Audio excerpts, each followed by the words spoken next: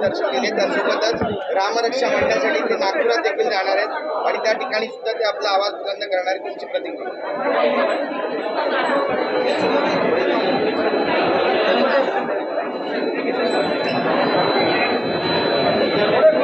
खरं म्हणजे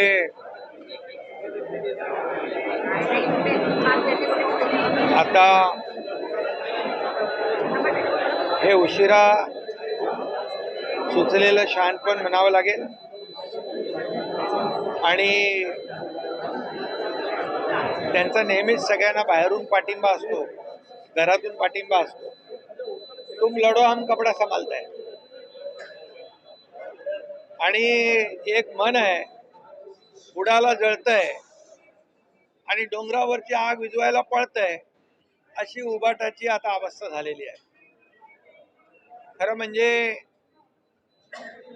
विद्यार्थ्यांचं जे आंदोलन, सोनम वांगचुक यांचं जे आंदोलन आहे, एकंदरीत जेव्हा जेव्हा सरकारच्या विरोधामध्ये अशा प्रकारची आंदोलन जे जे लोक करतात त्यांना मात्र यांचा पाठिंबा असतो। ते नेहमी उबाटाचे लोक आठवण करून देतात, श्रीलंकेमध्ये हे झालं, नेपाळमध्ये हे झालं, लोक रस्त्यावर उतरली, आणखी कुठंतरी श्रीलंका झालं, नेपाळ झालं, बांगलादेश झालं, अशी मुद्दामून आठवण करून देण्याचं काम हे उबाटा करताय। आणि आता त्यांना वाटतंय की हे जे काय आंदोलन जे सुरू आहे देशव्यापी, त्यामध्ये आपली पोळी कशी भाजून घेता येईल अशा प्रकारचं खालच्या थराचं राजकारण करण्याचा हेतू त्यांचा आहे। म्हणजे देशामध्ये आणि राज्यामध्ये अराजकता कशी पसरेल, कायदा सुव्यवस्था कशी बिघडेल आणि लोक रस्त्यावर येऊन आंदोलन कशी करतील, अशा भ्रमामध्ये ही सगळी मंडळी आहेत। खरं म्हणजे बांगलादेश असेल, श्रीलंका असेल, नेपाळ असेल, तिथली आर्थिक परिस्थिती रसातळाला गेली होती, तिथं अर्थव्यवस्था कोलमडून गेली होती, लोकांचे खाण्याचे बांधे झाले होते। परंतु या देशामध्ये प्रधानमंत्री मोदी साहेबांच्या नेतृत्वाखाली हा देश पुढे जातोय, आर्थिक व्यवस्था वाढतीये, आर्थिक महासत्तेकडे वाटचाल आपला देश करतोय। जवळपास 80,000 लोकांना मोफत अन्नधान्य देण्याचं काम या ठिकाणी होतंय। 32 कोटी लोकांना दारिद्र्य रेषेच्या वर आणण्याचं काम देशाने केलंय। त्यामुळे हा फरक आहे। इतर देशामध्ये झालेला अराजकता पसरलेली ती या देशामध्ये किंबहुना या राज्यामध्ये परिस्थिती उलटी आहे। आणि म्हणूनच 2014 पूर्वीच आपण पहा की यूपीए काँग्रेस सरकारच्या काळात झालेले भ्रष्टाचार, झालेले मोठे मोठे स्कॅम हे या देशातल्या युवकांनी पाहिलेले आहेत। आणि म्हणून 2014 नंतर या देशातला युवा वर्ग हा प्रधानमंत्री मोदीजींच्या सोबत आहे, आजपर्यंत आहे। 2014 नंतर झालेली देशाची प्रगती तो युवा पाहतोय, मिळणाऱ्या हाताला नोकऱ्या, मिळणारं काम हा युवक पाहतोय। आणि म्हणूनच याची पोटदुखी जी आहे, आणि म्हणून हा युवा जो आहे हा देशाच्या प्रधानमंत्री नरेंद्र मोदीजी जे या देशाला पुढे नेत आहेत त्यांच्या बरोबर साथीने हा पुढे चाललेला आहे। आणि म्हणून मोदीजींनी अनेक निर्णय घेतले। युवक, गरीब, शेतकरी, महिला हे 4-5 वर्ग जे आहेत या वर्गांना न्याय देण्यासाठी अनेक योजना सुरू केलेल्या आहेत। त्यामुळे हे जे काही यांच्या मनामध्ये आहे की देशामध्ये अराजकता पसरली पाहिजे, देशामध्ये कायदा सुव्यवस्था बिघडली पाहिजे, आणि म्हणून हे जे काय आहे हे लोकांना प्रोवोक करण्याचं काम, भडकवण्याचं काम या ठिकाणी करतायत, परंतु त्यांच्या प्रयत्नांना यश कधीच येणार नाही. कारण हा देश, या देशाला एक संस्कृती आहे, या राज्याला एक संस्कृती आहे, आपल्या परंपरा आहे. आणि म्हणूनच हा केविलवाना प्रयत्न आहे. का जाऊन तिकडे बसत नाही त्यांच्याबरोबर? का घरातूनच तुम लढो हम कपडा संभालते आहे? नेहमी बाहेरून पाठिंबा, आमचा इथून पाठिंबा. दिल्लीला जात नाही म्हणतात, इथं आहे तिथून पाठिंबा द्यायचा असं म्हणतात. सातारकरांना विचारलं दिल्लीला त्यांना. मग मी तेच सांगतो, तुम लढो हम कपडा संभालते आहे, अशा प्रकारची परिस्थिती आहे. आणि म्हणून मगाशी मी सांगितली, बुडाला जळतंय आणि डोंगरावरची आग विझवायला पळते, अशी उभाट्याची परिस्थिती निर्माण झालेली आहे.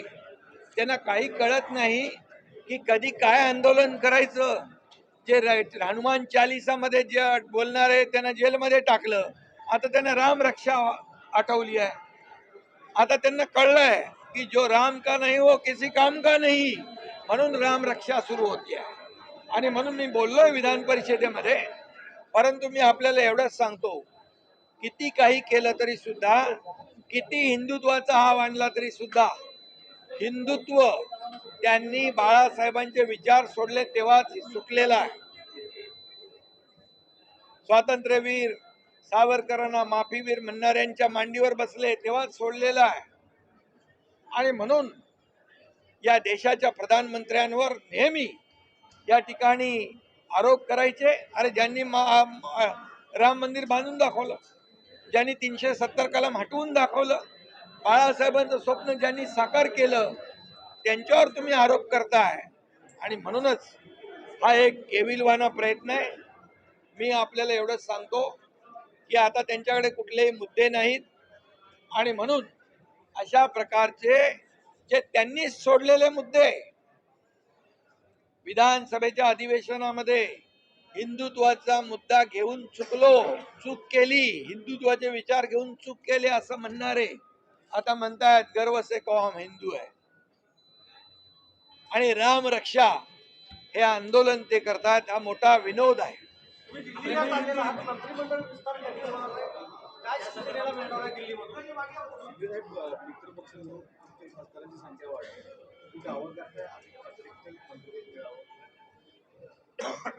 खरं म्हणजे आमची युती जी आहे एनडीए सोबत, ही एक वैचारिक गठबंधन आहे, वैचारिक युती आहे. ही आमची खुर्चीसाठी सत्तेसाठी झालेली युती नाही आहे. आणि तुम्ही बार्गेनिंग कधी आमचे शिवसेना करत नाही, करणार नाही. ही एक वैचारिक विचारधारेने जोडलेली युती आहे. आणि त्यामुळे एनडीएला मजबूत करण्याचं काम आम्ही करू. आपल्याकडे जे 6 खासदार आहेत त्यांना पत्र लिहिलं आहे अरविंद सावंत यांनी, आणि त्यामध्ये म्हटलेलं आहे की काही जो मूळ पक्ष आहे तो विलीनीकरणाचा आवाज निर्माण करत आहे. त्या संदर्भात सर्व 6 खासदारांना त्यांनी पत्र लिहिलं आहे. त्या पत्राला केराची टोपली आमच्या खासदारांनी दाखवलेली आहे. त्यांच्या पत्राला विचारतो कोण? लोकशाहीमध्ये नियमाप्रमाणे 2/3 मेजॉरिटीला महत्व आहे. आणि बाकायदा लोकसभा स्पीकर यांच्याकडे जाऊन 6 खासदारांनी पत्र देऊन सगळी प्रक्रिया पूर्ण केलेली आहे. ही फक्त हा केविलवाना प्रयत्न आहे, कोर्ट कचेऱ्या करणं, हे करणं ते करणं. त्यामुळे कुठल्याही त्यांचा त्या पत्राचा परिणाम आमच्या खासदारांवर होणार नाही. दुसरीकडे जर बघायचं असेल तर चेंबूरची जी घटना घडली त्यामध्ये पालिका आयुक्तांनी ते अहवाल आलेला आहे, त्यामध्ये कुठेतरी अधिकाऱ्यांना बचाव आहे ते केलं जातं असं पाहायला मिळतं. ठाण्यामध्ये एक बॅनर पडला, तिकडे देखील अशा पद्धतीने मी ताबडतोब ठाण्यातल्या आयुक्तांना फोन केला. सगळे बिलकुल बॅनर काढून टाका, एकही बॅनर ठेवू नका आणि कुणालाही बेकायदेशीर बॅनर लावून देऊ नका. बेकायदेशीर बॅनर लावतील त्यांच्यावर कारवाई करा. आणि जे होर्डिंग आहे ते होर्डिंग, जे अनधिकृत होर्डिंग असतील ते काढून टाका. जे अधिकृत असतील त्याचं स्ट्रक्चरल ऑडिट करा. कुठलाही दुर्घटना होता कामा नये अशा प्रकारच्या स्पष्ट सूचना निर्देश मी आयुक्तांना दिलेले आहेत. शरद पवार साहेब त्यांचा पक्ष एनडीए सोबत आलेलं चालेल का राज्यात आणि केंद्रात? अरे तुम्ही जर आणि तर ती काय हो गोष्ट करता राज्यामध्ये जर आणि सगळे उपमुख्यमंत्री मी आहे, ते माझ्याकडे येतात, मुख्यमंत्र्यांकडे जातात, कामं घेऊन येतात, त्याच्यामध्ये काय आहे? सोनम वांगचुक को लेकर जिस तरीके से सपोर्ट करने का फैसला किया गया उद्धव ठाकरे द्वारा, कैसे